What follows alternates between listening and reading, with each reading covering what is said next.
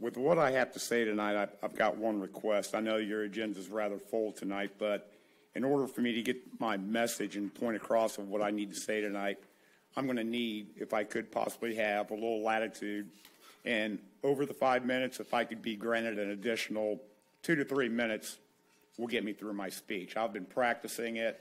I've got it timed down and condensed as best as I can. So if I could, please. What sparked my desire to speak tonight is a comment made by councilperson during the February 7th council work session, where that individual posed a question during the Tri-Cities presentation regarding a sanitary sewer increase. That question was, and I quote, "I appreciate the fact that we had the cheapest rates around for quite a while, but it almost sounds like there's not been a lot of long-range planning and budgeting so that we didn't come up to this point where we need the massive amount to get well." That question resonated through my head. The one of many topics needing addressed tonight is our water infrastructure. In 2018, resolution was passed to begin annual rate increases for our water. Mr. Falkowski conducted presentations in those meetings illustrating rate comparisons to surrounding areas, projected gains over 2 specific periods, as well as validation for the need to increase rates here. It's my opinion that that presentation actually distracted focus from the actual intent of the resolution, which does permit continued rate increases. He also listed calls for the increases based on 3 factors, with those being 1, the water softening project, 2, the system pressure increase north of I-70, and 3, last but most importantly, replacement of aging water mains that were already known to be a problem and where water softening would create further issues. Since 2018, the city has experienced an elevated rate of water main breaks. As those breaks were occurring, a resident came forward to share findings of the water quality at their home. She took the time, effort, and expense to have their water analyzed and then presented those results to this council. Those findings resulted in her only being ridiculed, demeaned, and accused of creating panic and fear, all the while her concerns were ignored by this council. You, Mr. Gore, recently went on record and stated, "We don't have a water quality issue, we have a delivery issue." Also during this time, it's my understanding that the water fund had accumulated a total value of approximately $30+ million. 3 looming questions now need to be answered. Do we or do we not need to be concerned about our water quality? What happened to the $30+ million that was in our water fund? Where did it go and what was it used for? How many of the aging water mains noted as cause for the needed rate increases back in 2018 have actually been replaced? Next, we paid approximately $87,000 for a water study to tell us what's occurring and what we need to do to fix it. That study was completed November of last year. Now, almost 4 months later, we're still waiting to have discussions about that study, and per the February 7th council work session, discussions are being delayed yet another month. Now let's include the multiple discussions about pipe. We've been told so many stories that we now don't know what to believe anymore. Stories include pipe's been ordered. It's on an ever-changing backlog. It hasn't been ordered. Some has been delivered, so now the contractors are ordering it. Next, we add discussions for funding. The Director of Finance made it very clear that we do not have the funds to finance the repairs, yet tonight, you're going to pass an ordinance to transfer $640,000 from the gasoline tax fund to the Carriage Trails Infrastructure Fund, declaring that need as an emergency and of which it will not be repaid. It's also been suggested by the interim city manager to to add assessments on residents' property taxes as an option to finance the water main replacement. Those assessments would be assigned only to the residents of whom the new pipe services. That, in my opinion, is ludicrous and completely unfair. If we run with that assumption, then would it be fair that the developers pay for all increasing costs that they are imposing on our water systems, pay for any damages to our systems that their demand creates, and that no further rate increases are imposed on us? With that said, I would suggest anyone listening and who is possibly experiencing or in the future may experience breaks, pay very close attention to how this recommendation plays out.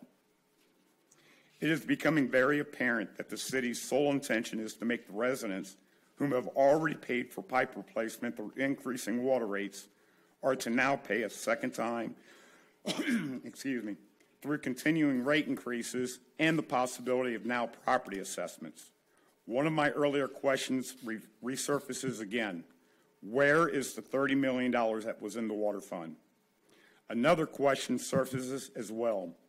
If the water study recommends a specific type of pipe to be utilized, why is our city engineer stating he's already ordered pipe of a different type but will wrap it in plastic instead of utilizing what is being recommended by the study? Has that method been thoroughly researched and discussed, unlike the SIP process where we spent almost $1 million and experienced failures on those lines within a few months? Why are you arbitrarily taking your own actions and ignoring the recommendations of the water study that we haven't even been, or they haven't even been discussed yet? This all begs me to say, we appreciate the fact that we've had the cheapest rates around for quite a while, but it almost sounds like there's not been a lot of long-range planning and budgeting so that we wouldn't arrive at this point where we now need a massive amount to get well. Given every housing and apartment development that has been approved within the last 2 years, I ask an honest question. Has city staff or anyone sitting on this dais ever considered the amount of impact all of these developments would and are having on our water infrastructures? Our city can no longer continue to brush the failing water infrastructure under the carpet and fail to recognize the increased demands and impacts on all of our water systems from these mass build-outs, all in apparent hopes that it will just go away. You cannot continue to segregate these issues this issue by wards. You cannot think because it's not happening in your ward that you aren't impacted and or that it won't happen in your ward. You can't be silent until it appears in your ward and then suddenly speak up claiming you have an issue. This is much more of a serious and difficult issue to address than the traffic nightmare you created at Merrily Way and Old Troy Pike. All of you need to accept and embrace reality and rethink your processes.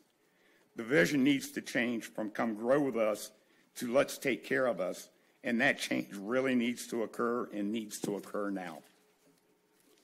Lastly, every resident in this city should have the right to voice opinions, concerns, complaints, or suggestions, and they must be heard by all of you, unlike, for example, the 75 out of the 40,000 that were against Marion Meadows.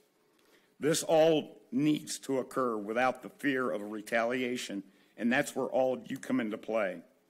When the leaders of our city initiate, promote, or never condone those actions, others will follow as you have now established what is acceptable and appropriate. The residents can't be controlled, but all of you, especially you, Mr. Gore, when you set the rules and lead by example on that dais, trickle-down effect occurs, and this is the end result. You can't make everyone happy, but you can sure as hell act professional, polite, and respectful. It's time to act professional and do what is right and what this city needs. Truth, clarity, and transparency. Those words say it all. And if I may, if I can, I would like to make one more statement for the record. Since I'm here looking you in the face, and this goes to you, Mr. Gore, a while back on Facebook, you posted a comment about me that was an outright and blatant lie, claiming I was at the VFW laughing and bragging how I was wasting city resources and money on all the PRRs I was submitting. I immediately called you out at that particular time, and to this day, you have never resented that false statement, nor have you ever apologized to me or the VFW. With I being a vet as well, I take pride in those establishments, and I feel that the statement that you made is completely unexcusable. Thank you. Appreciate your comments. Next up, we have Mr. Andrew, it looks like Waldman. Please come to the podium.